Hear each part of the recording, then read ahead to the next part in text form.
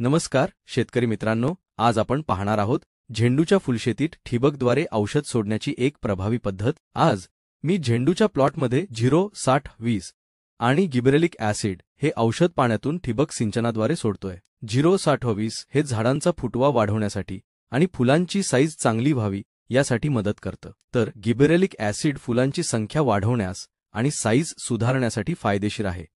हे औषध मी 200 लिटर ड्रममध्ये तयार करतो। ड्रममध्ये सुमारे अर्ध्यापेक्षा अधिक पाणी घेतले आहे, जेणेकरून औषध 10 ते 15 मिनिटे चालू राहील।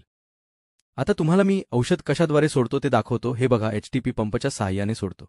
या पद्धतीने एका जागेवरून जवळपास 400 ते 450 फुटापर्यंत या सर्व प्लॉटला औषध देता येतं, ज्यामुळे वेळ वाचतो आणि मेहनत कमी लागते आणि त्रास पण होत नाही। हे बघा फिल्टर, याला मी 2 पद्धतीने औषध सोडू शकतो। एचटीपी पंप किंवा पेट्रोल पंपाच्या मदतीने सुद्धा सोडू शकता। आता तुम्हाला दाखवतो माझा झेंडूचा प्लॉट स्मार्ट येलो व्हरायटी। आज या प्लॉटला 36 दिवस पूर्ण झाले आहेत। झाडांची वाढ खूप चांगली आहे आणि कळ्यांची संख्या सुद्धा समाधानकारक आहे।